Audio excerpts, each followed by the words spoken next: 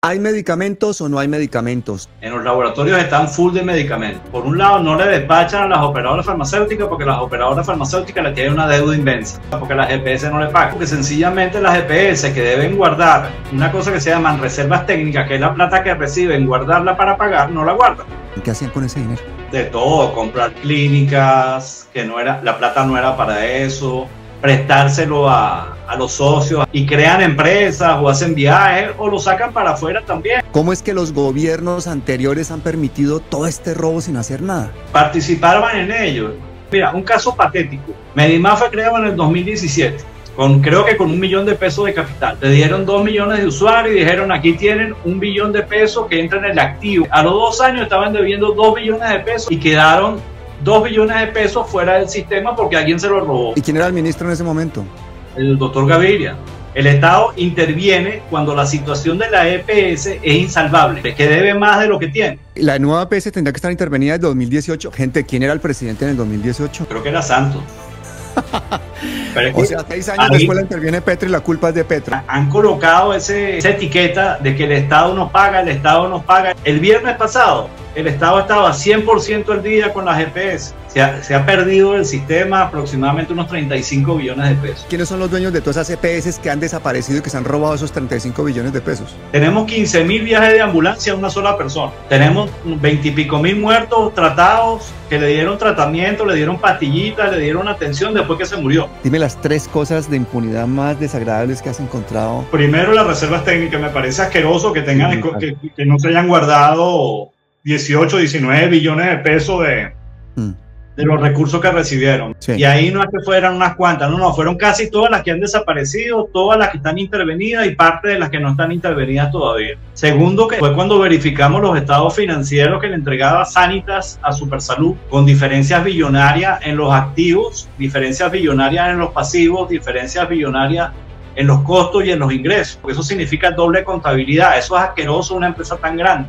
La tercera cosa fue cuando estudiamos los datos de la suficiencia del OPC y nos encontramos brincos en medicamentos. O sea, los diabéticos en Colombia pasaron de 2,5 millones en el año 2019 a 12 millones en el año 2021. Igual con el acetaminofén. El crecimiento de la cantidad de acetaminofén que se dio de un año a otro, que generó 500.000 millones de sobrecosto en ese momento. El que Compensar saliera hace 2 años a decir una operación que costaba 1,5 millones por 43 millones, 40.000 pacientes o 30.000 pacientes. Pacientes con cédula, cada uno que había fallecido, tenía atenciones posteriores al fallecimiento. Le daban pastillas, le daban procedimientos, le ponían vendajes, lo visitaba el médico, lo visitaba la enfermera, le ponían inyecciones, le ponían suero, pues ya estaba muerto. Que la persona que primero interpretó y entendió y supo analizar y supo comprender el problema en la reserva técnica ha sido el presidente de la República. ¿Tú le pasaste los datos directamente a él o él los vio? No, ¿cómo? Él lo agarró de Twitter. Él lo agarró de Twitter en el año 2023. Twitter, y él directamente fue el que se puso en marcha.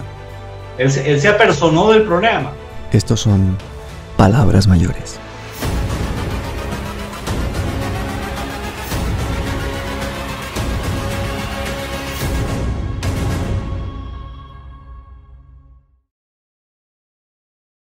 ¿Dónde está la plata de la salud?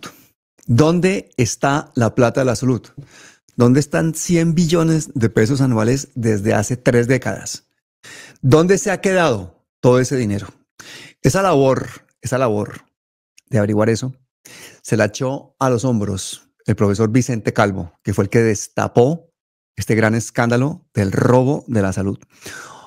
Lo vamos a tener aquí dentro de unos minutos. Les ruego que se vayan conectando, de que vayan dándole a me gusta, porque este vídeo de hoy les va a aclarar absolutamente y con detalle todas las falsedades, mentiras, falacias, embustes que ha dicho la derecha, la extrema derecha, el uribismo respecto a la salud. Es echarle la culpa al nuevo gobierno de la situación desastrosa cuando es precisamente el que está intentando deshacer eso. El descubrir toda esta corrupción es ahora. Eso está sucediendo en tiempo real. Vicente Calvo es el capitán de todo esto. Por eso les voy a pedir, y antes de que entre él y me dé vergüenza decirlo delante de él, lo voy a decir. Colaboren con la Vaki de ¿Dónde está la plata? Les voy a dejar el link en la descripción. Este profesor ha mirado al milímetro, detalle por detalle, las cuentas, el orden cronológico, ha estudiado como todo un científico cómo se han robado la plata. Así que vamos a intentar preguntarle las cosas claves. Ayúdenme ustedes con las preguntas, vayan haciéndolas ahí en los comentarios y vamos a descubrir de una vez y por todas la verdad de lo que está pasando en la salud. Es uno de los robos más brutales. Imagínense un presupuesto de 100 billones. ¿Qué ministerio tiene eso? Eso es una cosa increíble, pero es que además es la salud de las personas. Entonces vamos a empezar.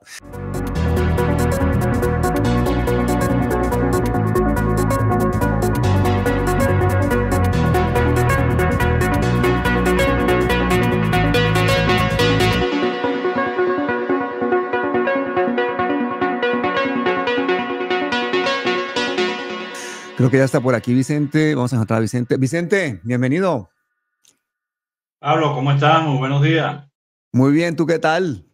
Todo muy bien, trabajando duro. ¿Cómo fue que te metiste en esta locura? Todo comenzó cuando el COVID, que en Medellín me quedé encerrado en mi casa, mis hijos no me dejaban salir. Y me puse a seguir el día a día de lo que pasaba en el COVID, empezando a mostrar los casos, los muertos, los test, cómo funcionaban, esto, aquello, y fuimos viendo cómo se declaraban muertos en casa y después o salían el día anterior estaban asintomáticos y al día siguiente aparecían muertos. Y después cuando termina el COVID y todo esto me quedó curiosidad para entender por qué si Colombia está invirtiendo unos 20.000 millones de dólares al año en salud, ¿por qué había tantos problemas constantemente? O sea, que uno pedía medicamento y tampoco te lo daban, que pedías una cita y se demoraban 3, 4 meses también.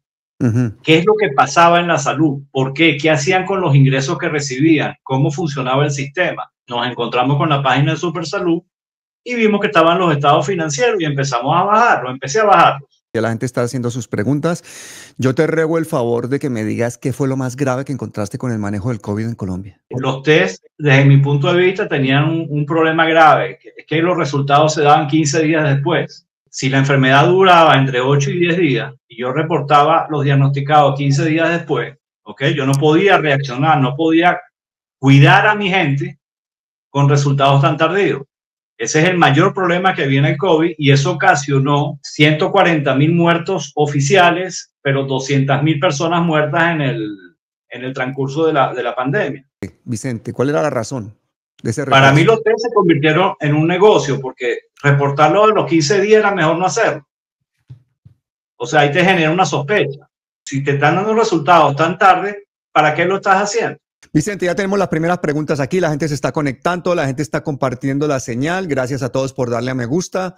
Vamos a ganar el algoritmo, lo que está sucediendo con la salud es gravísimo, la extrema derecha ha puesto relato. Entonces van a empezar aquí ya las preguntas del público. La primera pregunta que me dicen es, Vicente, ¿hay medicamentos o no hay medicamentos? ¿Quién los está acaparando? ¿Cuál es el negocio? ¿Por qué dice Petro que esto es como lo que le hicieron a Allende de intentar mostrar que esto es un caos precisamente para que la gente le caiga encima al presidente? Cuéntame. Medicamentos sí hay. En los laboratorios están full de medicamentos.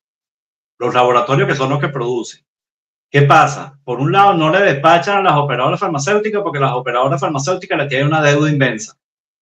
¿Por qué las operadoras farmacéuticas tienen una deuda inmensa? Porque las EPS no le pagan. Hay una deuda acumulada de hace mucho tiempo y no se la han pagado. Eso es realmente lo que sucede. Al mismo tiempo, las operadoras farmacéuticas tienen algunos medicamentos guardados en su bodega y no lo despachan porque las EPS no le pagan tampoco. Bueno, vale, pero ¿por qué no le pagan? ¿Por qué no les pagan? ¿Y por qué esa deuda histórica? Esa deuda está ahí porque sencillamente las EPS que deben guardar una cosa que se llaman reservas técnicas, que es la plata que reciben, guardarla para pagar, no la guardan. La usan para otras cositas. ¿Y eso es mucha plata?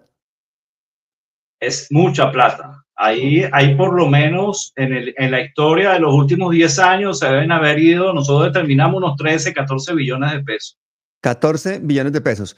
Es decir, lo que sale a explicar, por ejemplo, todos estos ministros de esas épocas que ahora se las dan de que saben solucionar el tema, es que ellos han permitido que esas EPS no cumplan con ese requisito de tener ese dinero ahorrado para pagar a las farmacéuticas. No solamente lo han permitido, mejor dicho, han sido permisivos adicionalmente, por ley, por regulación. En el 2014 le dijeron, usted tiene que guardar el 100% de esa reserva técnica en inversión. En el 2016, le dieron 7 años para hacer. En el 2016 le ampliaron el plazo para llegar a 10 años. En el 2017, como vieron que ni siquiera el primer año cumplieron con el pequeño porcentaje que tenían, inventaron los planes de reorganización institucional, famosos PRI. Vicente, ¿y cómo les permiten funcionar sin tener un respaldo económico a esas EPS? No existe aseguramiento, es que se lo permitieron. Se lo permitieron así de sencillo. Llegaba un momento que la EPS... He oído a esta gente como Alejandro Gaviria que están diciendo ahora que la culpa es del gobierno. Es que las deudas son gigantescas. ¿Sí? Si uno se pone a analizar, ve el problema, el caso que salió hace 2 años de Sanitas y Cruz Verde, cuando Cruz Verde le cortó el presupuesto, los medicamentos de alto costo a Sanitas. ¿Por qué fue? Porque le debía $100 millones en el año 2021, que al día de hoy tampoco se lo han pagado. Uy. O sea, 400.000 millones de pesos. Eso generó, ese fue el punto de clímax del gran problema a nivel de medicina que hay en Colombia, esa deuda. ¿Por qué? Porque desorganizó el sistema. Porque Sanitas tuvo que salir corriendo a ver dónde conseguía los medicamentos que Sanitas, que el Cruz Verde le entregaba. ¿Qué hacían las EPS con ese dinero que tenían que tener guardado y que no lo tenían? ¿Qué hacían con ese dinero? De todo, comprar clínicas, que no era, la plata no era para eso, prestárselo a los socios, a los vinculados que llaman. Ahí tienes el caso Cosalud. Cosalud le entregó prestado a sus vinculados económicos 400.000 millones de pesos. A unos particulares. Cosalud le presta a unos particulares esa plata. Así, a sus socios. Ay, a sus socios, y crean empresas o hacen viajes o lo sacan para afuera también de alguna manera, porque son entramados empresariales. Una sola empresa, Audifarma, tiene como 10 empresas relacionadas, IPS, tiene otras operadores logísticos, tiene a Salud Total también socio a través de otra empresa que se llama NSDR, que fundaron con 50 millones de pesos en el año 2002. Hoy NSDR tiene varias clínicas y ahí cobran casi 300, 400.000 millones de pesos mensuales. Eso lo mostré hoy en mi Twitter. Sí, lo vi. La fundaron con 50 millones de pesos y manejan 400.000 millones de pesos. Qué negocio tan berraco, el sueño americano en Colombia. Pero una pregunta, ¿cómo es que los gobiernos anteriores han permitido todo este robo sin hacer nada? Participaban en ello. Mira, un caso patético. Medimás. Medimás fue creado en el 2017, creo que con $1 millón de pesos de capital, para hacerle la segunda a Café Salud, que también estaba quebrada, para poder darle capacidad de negocio para que funcionara, que pudiera recibir los cientos de miles de millones de pesos mensualmente. Le inventaron una figura que se llama activo intangible, algo que no vale, donde valorizaron a la gente. Le dijeron, cada persona afiliada vale 400.000 pesos. Le dieron 2 millones de usuarios y dijeron, aquí tienen $1 billón de pesos que entra en el activo para cubrir deuda. Y empezaron a endeudarse. A los 2 años estaban debiendo 2 billones de pesos de la plata que habían recibido ya. Intervenida, liquidada, y quedaron 2 billones de pesos fuera del sistema porque alguien se lo robó. Por eso no hay ningún preso. ¿Y quién era el ministro de Salud en ese momento? ¿Y eso quién lo inventó? El ministro. ¿Y quién era el ministro en ese momento? El doctor Gaviria. Alejandro Gaviria. Sí, señor. Y eso nadie de Colombia. Muy bien. Muy bien. Un saludito desde aquí. Un saludito y nuevamente le reiteramos la invitación al señor Alejandro Gaviria que venga y tenga la gallardía de enfrentar un debate con la doctora Carolina Corcho. De exministro a exministro. De progresista a neoliberal. De mujer a hombre. Aquí queremos ver ese debate, señor Alejandro Gaviria, usted que se prodiga tanto en dar entrevistas, en estar haciendo toda clase de comentarios en las redes y de dar pedagogía, venga y denos ese gustico de oírlo hablar con alguien que sí sabe lo que ha pasado. Cuéntame, Vicente, más cosas.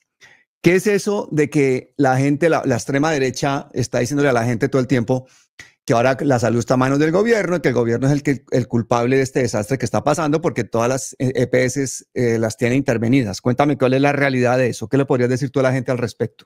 El gobierno no interviene por capricho. El gobierno no puede decir, ese EPS me gusta, la agarro. Eso es ridículo decirlo a estas alturas, donde hay un Estado de Derecho, donde hay corte, donde hay juicio, donde hay abogado, donde hay jueces. El Estado interviene cuando la situación de la EPS es insalvable. ¿Qué significa insalvable? Que debe más de lo que tiene para pagar. ¿Qué es lo malo que le hayan dejado llegar a ese nivel? O sea, el gobierno interviene, son las que están, mejor dicho, peor. Están quebradas, o sea, ya están quebradas porque deben más plata de lo que tienen para pagar, así de sencillo. Vale. ¿Por qué? Porque no tienen reservas técnicas guardadas. Esa es la única razón que hay. Bueno. ¿Por qué? Porque las reservas técnicas se las gastaron en otras cositas. En otra cosita que ya estamos viendo cuáles son las otras cositas. Bueno. 9PS se intervino en abril del año 2024. Si uno revisa los estados financieros 9PS del 2018 en adelante, esa empresa tendría que haber sido intervenida en 2018. ¿Por qué? Porque tenía varios billones de pesos en anticipo, entregados sin justificar, sin cerrar. ¿Cómo es posible que una EPS como Sura, que maneja 5 millones de afiliados, tenga solamente anticipo de 44 mil millones de pesos y 9PS, que maneja el doble de afiliados, tenga anticipo por, en este momento, 4.5 billones de pesos, perdón, al cierre del 2023, porque el despelote que dejaron con la EPS no permitió que se hayan cerrado los estados financieros del 2024. Oye, Vicente, o sea que la nueva EPS tendrá que estar intervenida en 2018. Gente, ¿quién era el presidente en el 2018?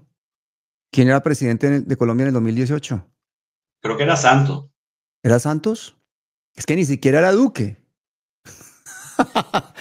O sea, 6 años después la interviene Petro y la culpa es de Petro, ¿no? Bueno, sigamos hablando. Vicente, ¿por qué la gente en Colombia no termina de entender el problema de la salud? ¿Qué intereses hay por parte de toda la prensa hegemónica de hacer que esto sea tan complicado? Si tú me lo estás explicando en 3 frases y lo estamos entendiendo todos. La gente en los comentarios está absolutamente indignada y estamos entendiendo todo. ¿Por qué el pueblo en general no entiende esto? ¿Cuál es esa guerra mediática que se le ha hecho y cuál es el interés detrás? Han colocado esa etiqueta de que el Estado no paga, el Estado no paga, el Estado no paga. Hasta el viernes pasado, el Estado estaba 100% al día con las EPS. Quedan 400.000 millones que son del año 2022, que no estaban presupuestados, que son de presupuestos máximos, que el Ministerio de Hacienda en el mes de enero se comprometió a pagar en 4 cuotas, eran 800.000 millones originalmente, 4 cuotas, 200 en enero, 200 en febrero, 200 en febrero, 200 en marzo, 200 en abril y 200 en mayo. Faltan 400.000 millones de abril y mayo. La UPC está completamente pagada, por adelantado hasta lo que va de marzo. De 100 billones de pesos, 100 billones, lo único que falta por pagar son 400.000 y dicen que el gobierno no paga. O sea, no falta por pagar sino el 0,4%, el 0,4 más o menos aproximadamente, y dicen que el gobierno no paga. Entonces, ¿quién entiende esa vaina? Eso es increíble. Sí, el 0,4% es correcto.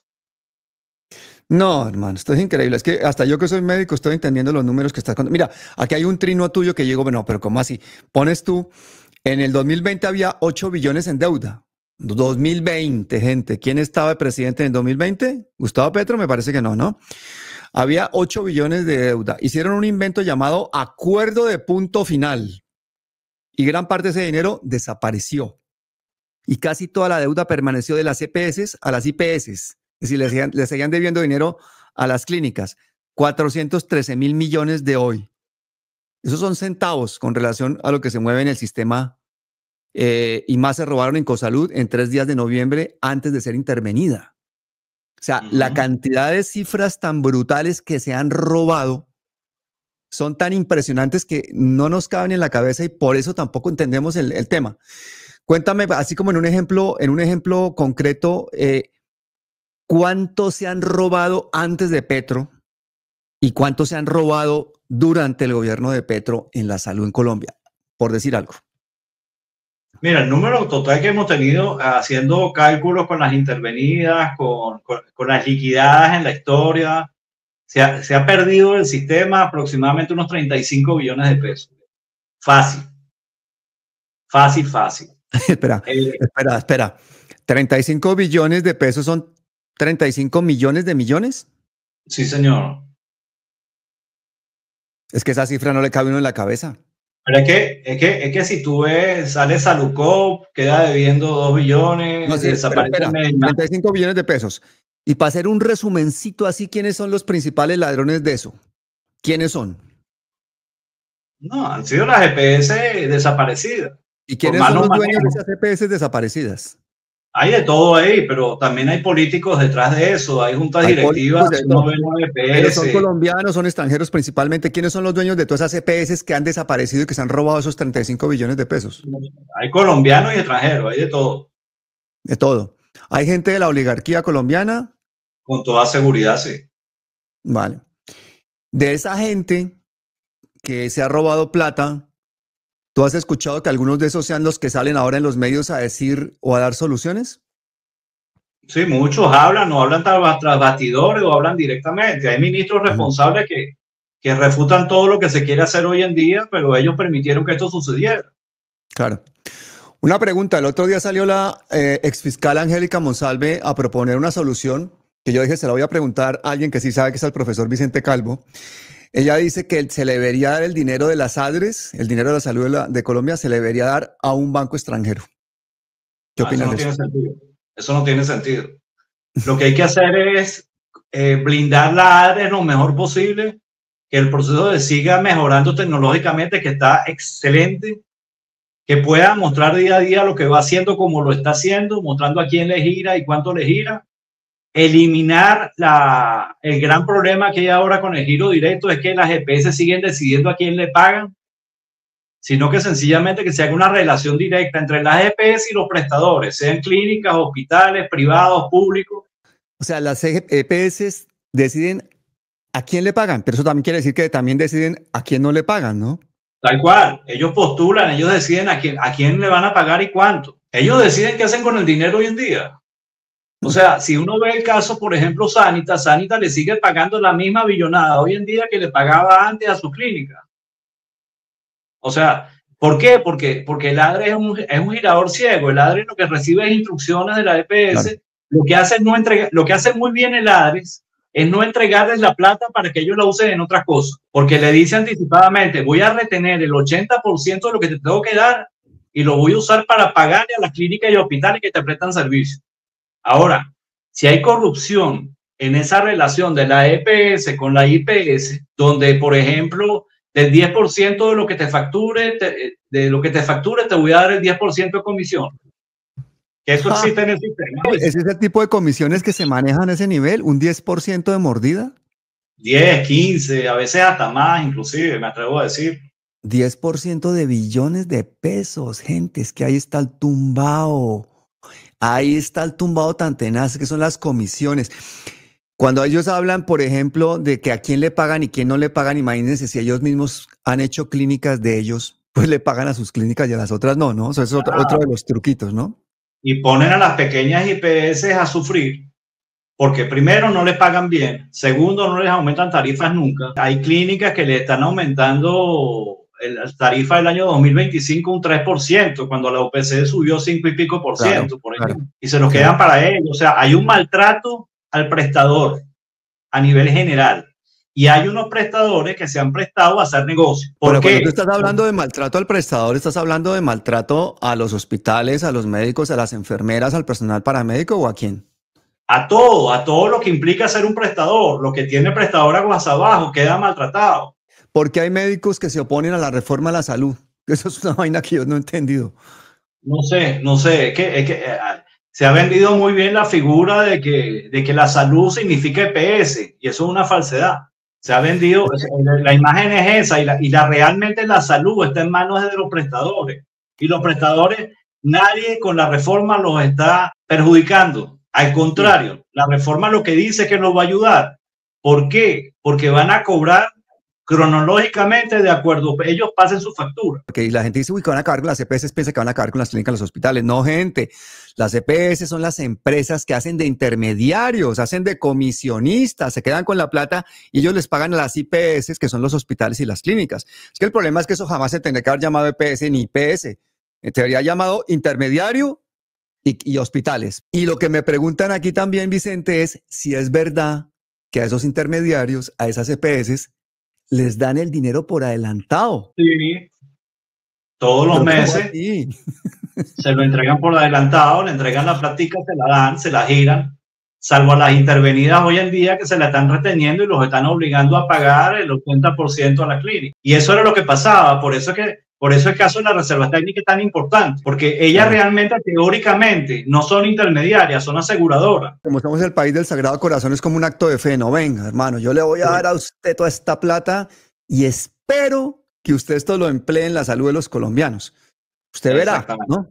Pero yo no le voy a, le están haciendo una vigilancia a esa gente, le están haciendo una auditoría constante, porque es que si ni siquiera le exigen que cumpla con las reservas técnicas, ¿eso es un acto de fe o no? Primero que mucha de la información que le piden no sirve para analizar eso, porque es una información muy limitada. El cálculo de la UPC, las CPS le mentían al gobierno y por eso el gobierno no podía, y además muchas ni siquiera le pasaban los datos, por eso el gobierno calculaba la UPC en base a otros parámetros, ¿no? La información que entrega la EPS al gobierno para calcular la UPC no es parte sino de su rendición de cuentas. En esa información, los gobiernos anteriores aplicaban una cosa que llaman mallas de validación. Se encontraba diferencia de precio de una operación, un procedimiento quirúrgico que tenía que costar 40 millones de pesos según el estándar de todas las EPS. Esa EPS la reportaba en 700 millones de pesos. Con eso no pasaba nada nunca. Nadie denunciaba nada. Plática perdida, no importa. El único castigo es que no te voy a utilizar para participar en el cálculo de la UPC del año siguiente. ¿Ok? Pero el desafuero estaba ahí en su rendición de cuentas. Este gobierno, ¿qué hizo? Agarró muy sencillo. Aquí está el cálculo de la UPC, aquí están las mallas de validación, pero encontramos esto. Tenemos 15.000 viajes de ambulancia a una sola persona. Tenemos 20 y pico mil muertos tratados que le dieron tratamiento, le dieron pastillitas, le dieron atención después que se murió. Tenemos operaciones que valen 40 millones de pesos que valen, y ustedes las reportan en 700 millones de pesos. Eso le dicen que son errores. Les dieron chance para remendar los errores y tampoco lo hicieron. Vicente, yo quiero recordarle a la gente, y me perdonas, que tú eres la persona que ha descubierto, el primero por lo menos que lo expuso a la opinión pública, el hecho incontestable, criminal, de que las EPS se robaban las reservas técnicas, no las tenían. Cuando tú revelas eso, tú destapas, mejor dicho, un escándalo de proporciones tremendas y te cae encima todo el mundo, porque esto es un aparato bastante bien armado, criminal, multinivel, multidisciplinario, que lleva muchísimos años, en el cual están no solamente funcionarios, empresarios, sino políticos y gente muy poderosa del país que inmediatamente entran en una batalla por el relato y lo primero que hacen es una cosa muy efectiva, es decir, este gobierno quiere acabar con la salud. Este gobierno, al acabar con las EPS, quiere acabar con la salud. ¿Qué pasaría si no tuviéramos de intermediario a las EPS? ¿Qué pasaría, por ejemplo, si no existieran las EPS? ¿Se acaba el sistema? O sea, no pasaría nada. Tiene que haber dentro de esa estructura alguien que controle, que revise, que audite. ¿Ok? Y esa es la figura que se le está dando en el cambio que está propuesto en la reforma. Señores, no van a hacer más, no van a manejar más dinero. Y por una remuneración se van a encargar de controlar de que lo que dicen los prestadores que hacen, lo hagan realmente. Tú los datos que expones públicamente son los mismos datos que han aportado las EPS, los ministerios, son datos oficiales, ¿no? Tal cual. Pero el problema que yo veo ahí, que hemos analizado y que no hemos dado cuenta, es que eso nadie lo revisaba. nadie pero durante 30 años nadie revisa cómo se roban 100 billones de pesos. Yo no entiendo eso. Vicente, explícame eso. Lo único que veían era decir, me dieron 100 mil pesos y la EPS dice que se gastó 105. La UPC es insuficiente. Hasta ahí llegaban. Ya. Entonces ha sido el discurso. Ese ha sido el discurso que ha habido durante muchos años. Auménteme la OPC, pero nadie controla el costo. En Colombia no sabemos realmente cuánto se gasta en salud, realmente no se sabe. Se sabe lo que se entrega, pero lo que no se sabe es cuánto se gasta realmente y cuánto es válido que se gaste. ¿Por qué no es una buena solución entregarle eso a un banco extranjero y que maneje eso el dinero, o a una auditora extranjera, o a una empresa extranjera que maneje el dinero de la salud de Colombia? A ti personalmente, ¿por qué te choca esa opción que propone Angélica Monsalve? Primero, no tiene ningún sentido porque el hecho de ser extranjero no significa que sea decente. El segundo punto es que hay una estructura construida en la ADB que está espectacular, que está en capacidad de recibir factura por factura de cada uno de los prestadores, de procesarla, sí, ir generando ese sistema de información que lleva 30 años que nunca se formalizó. Por otro lado, le estás entregando una tercera parte del presupuesto o cuarta parte del presupuesto a un ente extranjero que no tiene ningún sentido que lo maneje.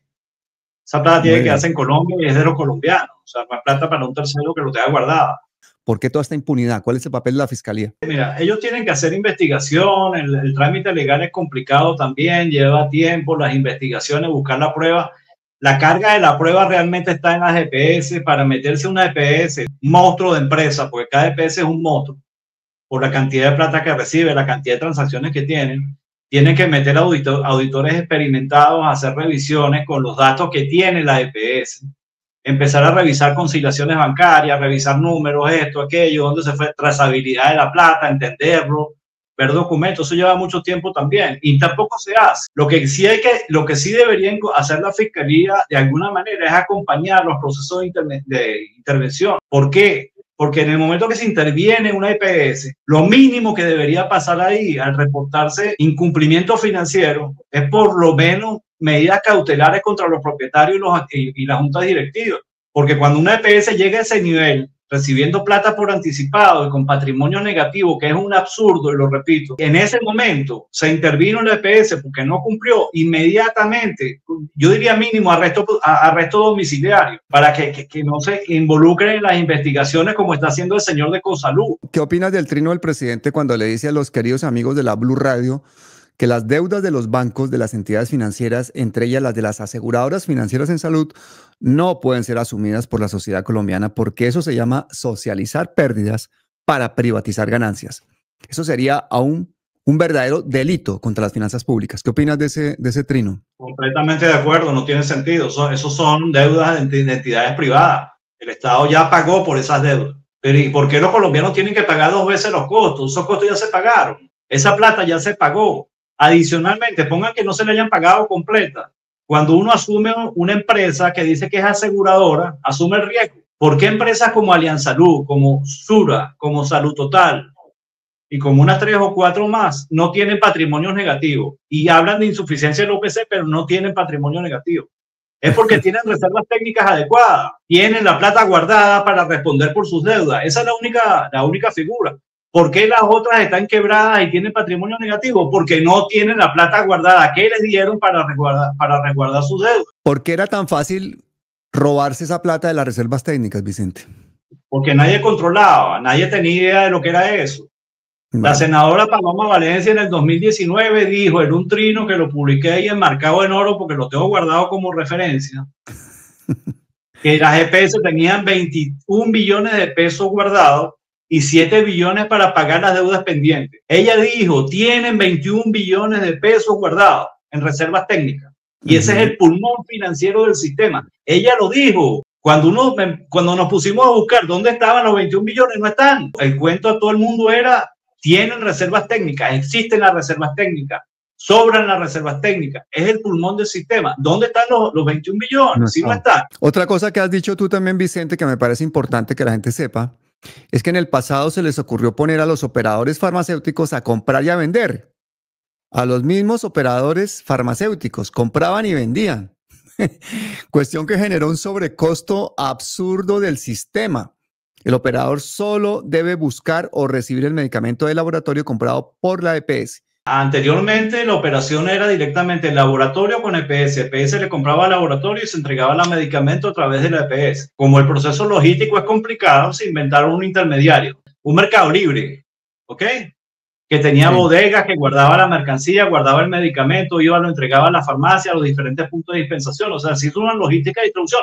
Es totalmente razonable. ¿Qué se hizo con eso? Se generó una cosa perversa, y es poner al mensajero a comprar y vender. O sea, ya el cliente del laboratorio no era la EPS, sino que era el intermediario. Entonces el operador logístico va al laboratorio, compra en 100 y le vende a la EPS en 115, en 120. No hablemos de especulación ni que son exagerados, no. Compran 100, 110, 115 y hace una operación de entrega. Tiene una farmacia, entrega esto, aquello. Pero se genera un sobrecosto en el sistema porque hay un costo que no existía. ¿Para qué servía la superintendencia? Para nada, para agarrar las EPS liquidadas, decir que aquí nada, no había con qué pagar y se liquidaban, fríguense los prestadores. ¿Por qué sacó Petro al superintendente de Leal? Mi conclusión es que lo sacó por haber nombrado los interventores que estuvieron involucrados en el proceso con el Patriota Urbano. Leal nombró a dos interventores que estaban metidos con un corrupto y por eso fue que Petro tuvo que sacarlo.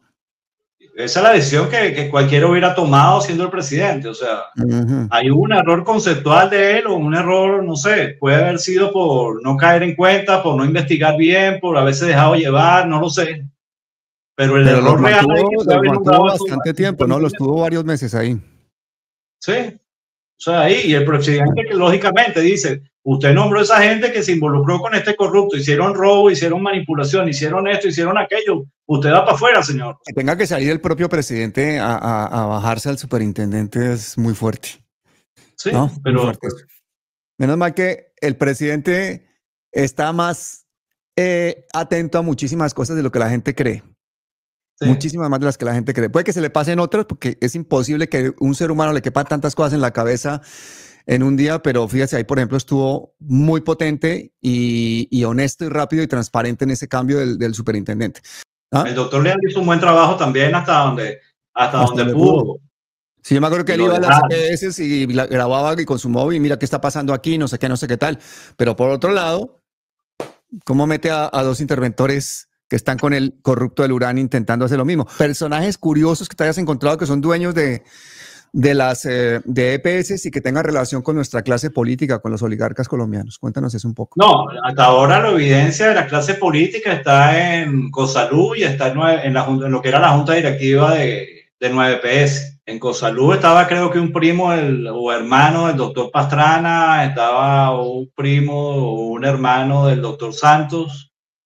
Había otros políticos ahí de nombre, no me acuerdo en este momento exactamente.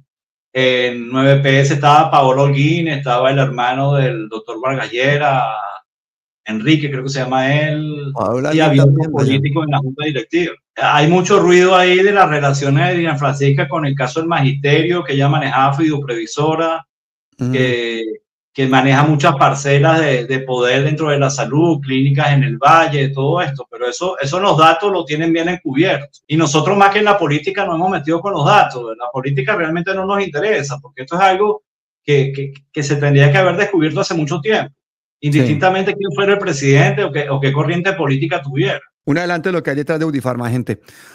Hospitalarte funge como grupo de control sobre Audifarma y otras empresas, la mayoría actora del sistema de salud que reciben miles de millones de pesos anualmente. Y ahí pones el documento, instituciones financieras, noticia. Las personas naturales Juan Carlos Moncada, Giovanni Mesa, Fernando Jiménez, Ginette Mesa y William Gómez comunican que ejercen situación de control conjunta y grupo empresarial sobre las sociedades Audifarma. Lo curioso de eso es que ese control se dio hasta el 25 de febrero de este año. Porque según una misma comunicación que hay en ese trino, el 25 de febrero notificaron a la Cámara de Comercio que la situación de control de esa gente que acabas de nombrar desapareció. ¿Cómo así? Y eso no es casual.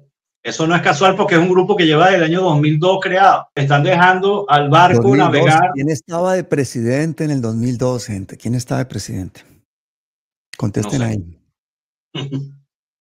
¿Qué es lo más desagradable que has encontrado en estos meses en cuanto a impunidad? Dime las 3 cosas de impunidad más desagradables que has encontrado en este periplo en el que te has metido tú de descubrir toda esta podredumbre, Vicente. Primero, las reservas técnicas. Me parece asqueroso que tengan que no se hayan guardado 18, 19 billones de pesos de los recursos que recibieron. Eso me parece un absurdo. Y el que defienda eso, para mí está jugando a favor del robo ese que se ha hecho. Sí. Y ahí no es que fueran unas cuantas, no, fueron casi todas las que han desaparecido, todas las que están intervenidas y parte de las que no están intervenidas todavía. Que todavía sobreviven gracias a la plata que le dan todos los meses. O sea, así de sencillo. Respiran oxígeno porque están recibiendo chequecitos todos los meses, una transferencia de la ADRE por la UPC. O sea, vamos a estar claros. Sí. El resto es cuento de camino. Segundo, que otra cosa muy desagradable que nos encontramos, que no la creíamos, fue cuando verificamos los estados financieros que le entregaba Sanitas a Supersalud y los comparamos con lo que ellos publicaban oficialmente y publicaban le entregaban a la Cámara de Comercio, con diferencias billonarias en los activos, diferencias billonarias en los pasivos, diferencias billonarias en los costos y en los ingresos. Eso es inentendible porque eso significa doble contabilidad. Eso es asqueroso una empresa tan grande. Pero eso es como para que esté todo el mundo de Sanitas en la cárcel y Sanitas esté fuera de Colombia y para que todo el mundo estuviera o sea, ¿cómo la justicia no ha obrado en eso? Para mí eso es un fraude de hecho y eso está ahí, eso nadie le ha parado pelota, ningún medio de comunicación le ha parado pelota a eso y se van a hablar de Laura Sarabia y de no sé quién y de no sé cuál, pero de las cosas importantes que son gente que maneja el grueso de los recursos de la salud, tanto con su EPS como con sus clínicas, y que ha generado un imperio a través de eso, demostrar de que tiene una contabilidad doble, es sumamente delicado. Eso no es un chiste, y es un chisme. Está reflejado en los estados financieros de Supersalud y ver lo que hay en Cámara de Comercio, o ver los balances que hay en la página web de Sanitas, sin ir más lejos. ¿Y la tercera cosa? La tercera cosa fue cuando estudiamos los datos de la suficiencia del OPC y nos encontramos brincos en medicamentos. O sea, los diabéticos en Colombia pasaron de 2,5 millones en el año 2019 a 12 millones en el año 2021. Y eso costó 1 millonada, esa diferencia, y es inentendible, y eso nadie investigó, nadie evaluó, nadie preguntó por qué. Sencillamente se sale en las mallas de validación y eso desaparece. Igual con el acetaminofén, el crecimiento de la cantidad de acetaminofén que se dio de un año a otro, que generó 500,000 millones de sobrecosto en ese momento. ¿Cómo explican eso? ¿Por qué nadie les pone el cabello al gato y le dice, señores, ya va, vengan para acá? ¿Cómo subieron esta frecuencia? ¿Cuáles fueron los pacientes que recibieron más medicamentos de un año a otro? ¿A qué se debió? El que Compensar saliera hace 2 años a decir una operación que costaba 1,5 millones por 43 millones. ¿Por qué eso no está en Fiscalía? Que averigüe Fiscalía a qué se debe la diferencia de precio con respecto a los procedimientos promedio de la demás EPS de la que hizo Compensar. No, eso quedó como un chisme. Sale Contraloría con hallazgo y también, no, esos informes están mal hechos, no conocen el sistema. El silencio cómplice y el silencio a propósito de los criminales y el pueblo, mientras tanto, muriéndose por no tener una salud. Y ellos, mientras tanto, robando y gracias a los medios hegemónicos de comunicación. Y la cuarta cosita, Pablo, la cuarta, Medimás. La cuarta, ¿cuál es la cuarta? Medimás. Medimás es una burla a la inteligencia. Pero Medimás, vamos a situarnos, Medimás. En esa época estaba de ministro... Doctor Gaviria. Alejandro Gaviria otra vez. Bueno, ¿qué pasó? Medimás crearon una empresita para sustituir a Café Salud y le crearon una figura contable muy creativa que se llama activos intangibles. Tenía, 2 millones de afiliados y dijeron cada afiliado vale 450,000 pesos. Y eso lo pusieron en el balance. ¿Para qué? Para cuadrar los activos con los pasivos. Entonces con eso justificaban un patrimonio que les daba pie a empezar a recibir cientos de miles de millones mensuales. Me perdí que yo no soy de números. O sea, un activo intangible le ponen a los pacientes un valor, ¿no? Por paciente. Sí, como si fuera un software. ¿Y cómo manejan esa cifra? ¿Qué pasa ahí? Nada, ahí multiplican y lo ponen en los activos, en el estado financiero, sale el nivel de activos intangibles. Entonces se pueden inventar gente. Por ejemplo. No, ni siquiera inventar, es agarrar los afiliados por un número que alguien dijo que valía la pena. Decía, necesito 1 billón en los activos. Ok, agarremos los afiliados, dividámoslos entre 1 millón, dividamos el billón entre los afiliados y nos da tanto. O sea, ya, vamos a ver cuánto nos vamos a robar, entonces dividimos por el número de afiliados y eso es lo que hay que cobrar. Tal cual. Lo de Medimás es asqueroso porque se generó desde el ministerio. Te tengo la quinta, que no me la has dicho. Los muertos. ¿Cómo fue lo de los muertos? Los muertos reportados en el 2023 que salieron atendidos. Sí. Esa es otra. Paciente con paciente, con cédula, cada uno que había fallecido tenía atenciones posteriores al fallecimiento. Le daban pastillas, le daban procedimientos, le ponían vendajes, lo visitaba el médico, lo visitaba la enfermera, le ponían inyecciones, le ponían suero, pues ya estaba muerto. O sea, según el relato documental que existe, ya estaba muerto. Ahora uno dice, puede ser que aparezcan, qué sé yo, 300, 400 personas que por error o porque se olvidaron de pasar la factura. Bueno, está bien. Pero 80.000 millones de pesos en esa situación, con más de 40.000 pacientes o 30.000 pacientes, eso ya no es una casualidad ni es un problema de momento. Sí, es un absurdo. ¿Qué opinas tú de ese foro, por ejemplo, famoso sobre la salud que organiza el señor Daniel Coronel en un sitio muy gomelo, en el que invitan principalmente, como un 80% de los invitados eran todos en contra de la reforma de la salud? Son instrumentos que se forman para generar una opinión pública a favor, o sea, porque ahí lo que se habla en esos foros que yo he visto en todos lados es hablar de insuficiencia del OPC. Ahí no dan cabida más nada. Igual que el programa de los informantes del fin de semana. ¿Qué pasó? Que no fue casual. ¿Qué sacaron, hermano? La cuestión de los medicamentos, entrevistando gente con problemas de medicamentos que son gravísimos, que no tienen los medicamentos, pero la conclusión, la culpa es del gobierno. Eso fue un programa muy bien elaborado el domingo pasado para generar todo este problema que se ha generado. Oiga, y ese programa de los informantes lo ven millones de personas. Ese es el problema, que influyen en la opinión pública engañándola.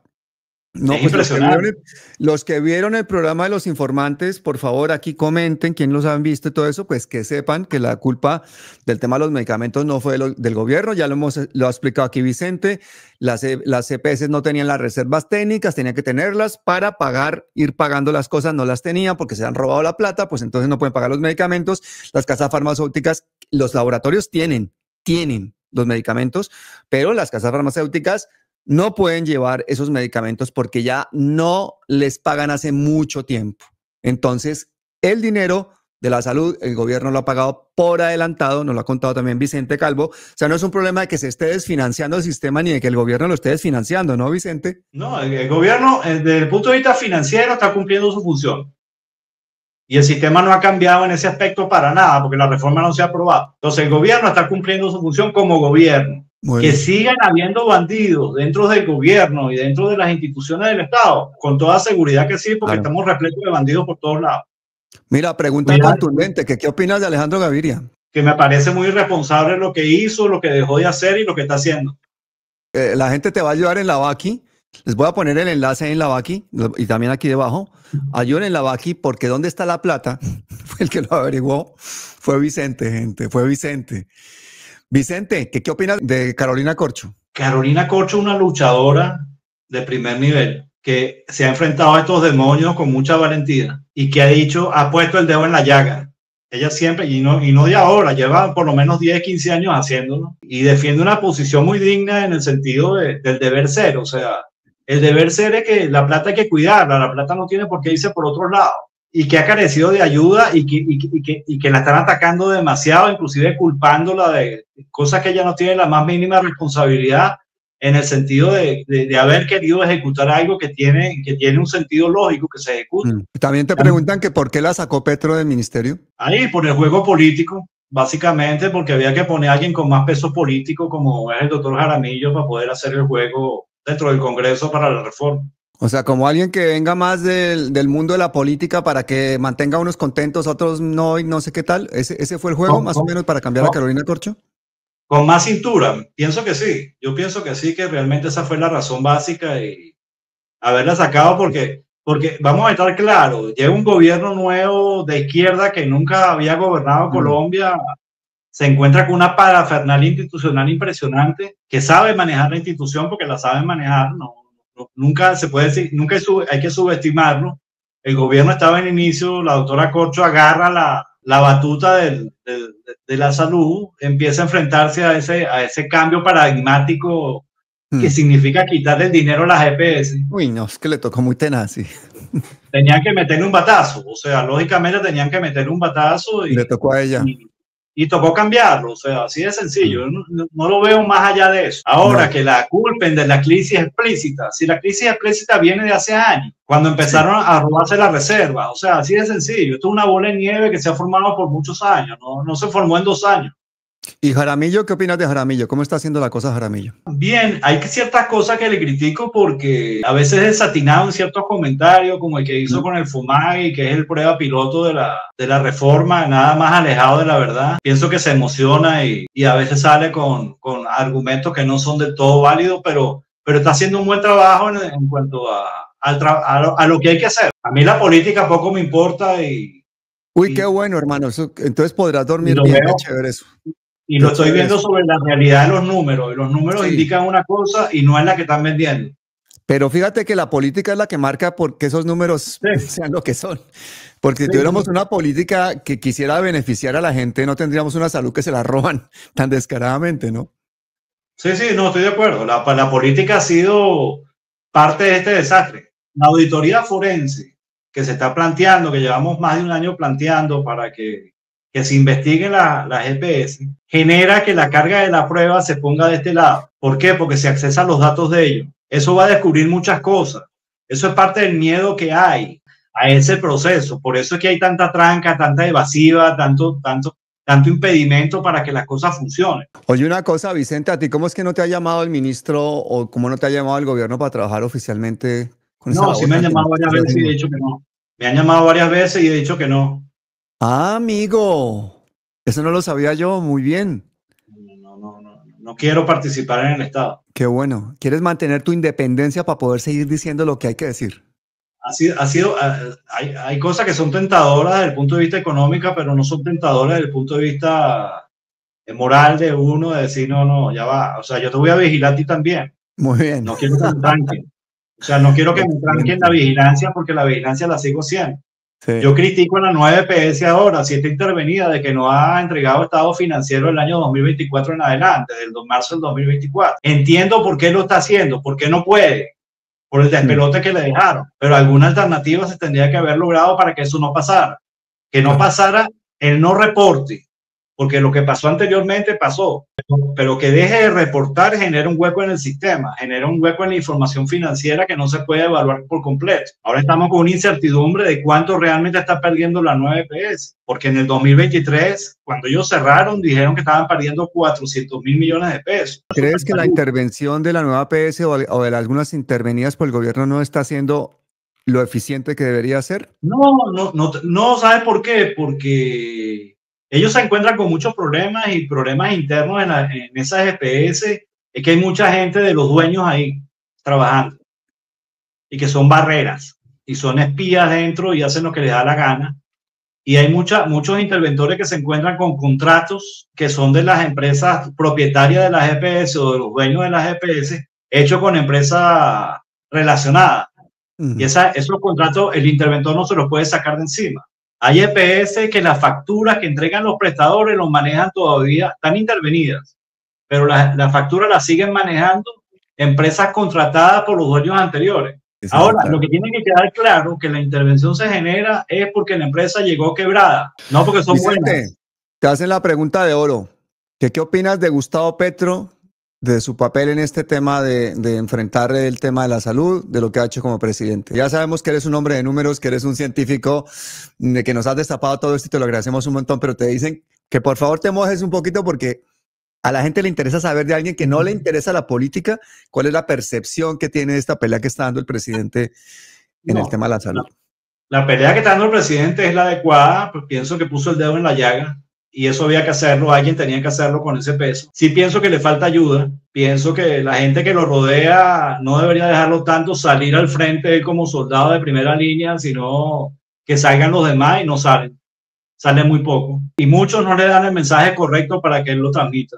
Entonces eso ha sido parte de un problema, pero lo que está haciendo es lo que había que hacer. O sea, yo no le veo otra salida. Si no lo hacía el presidente de la República, no lo hacía nada. A mí me tiene sorprendido que la persona que primero interpretó y entendió y supo analizar y supo comprender el problema de la reserva técnica ha sido el presidente de la República. Es el que tiene el mensaje más claro desde mi punto de vista, o por lo menos el que anuncia que el problema existe. ¿Tú le pasaste los datos directamente a él o él los vio? No, él lo agarró de Twitter. Él lo agarró de Twitter en el año 2023. Twitter, y él directamente fue el que se puso en marcha.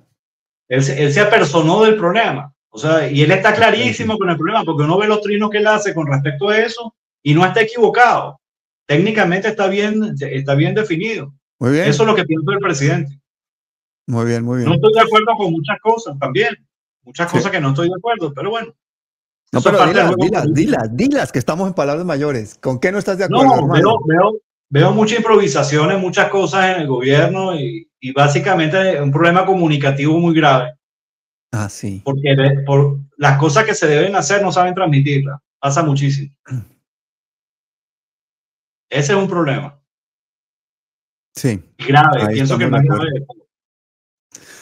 Bueno, Vicente, yo espero que toda esta gente que ha estado con nosotros en esta transmisión, que se ha enterado gracias a que hemos estado hablando contigo del robo, de la escala del robo, del descaro del robo de la salud, de todos estos actores que han intervenido, porque esto ha sido una empresa criminal de 3 décadas en las que varios gobiernos han puesto la salud en el estado en que está, y este gobierno intenta rescatarla. Se han enterado de cosas tan importantes como que es que no tenían las reservas, que por eso estamos en el problema de los medicamentos. Se han enterado del problema de que estas EPS son intermediarios financieros no necesarios para que esto funcione. Se han enterado, por ejemplo, de que aquí se ha llevado dinero la oligarquía, los políticos y una cantidad de gente. Por eso este silencio y por eso toda esta prensa a favor, incluso periodistas muy conocidos intentando vender el relato equivocado, que es ponerse a favor de que esa intermediación de las EPS continúe.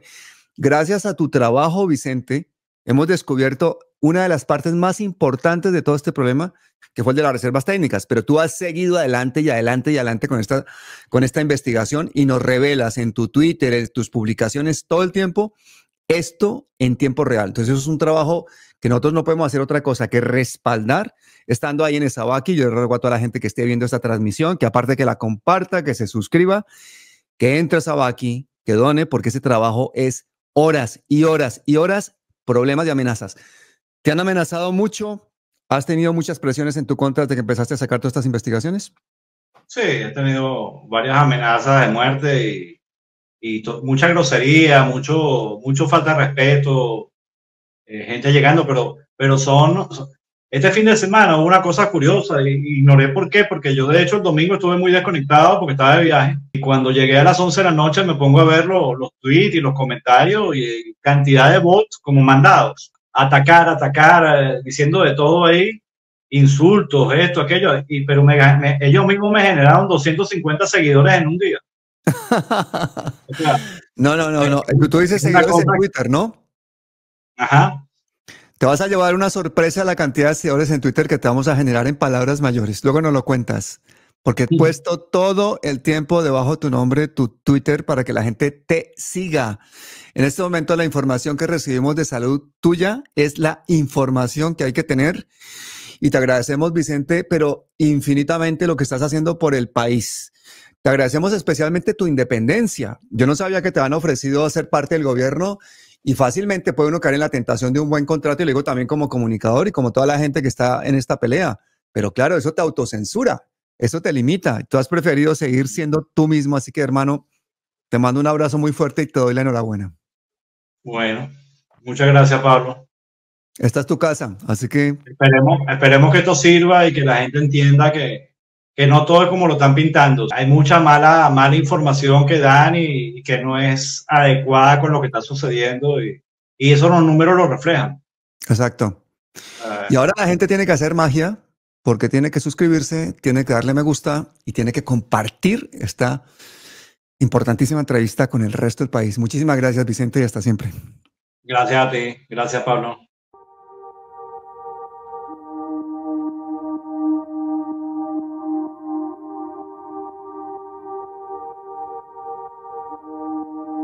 Esto son palabras mayores.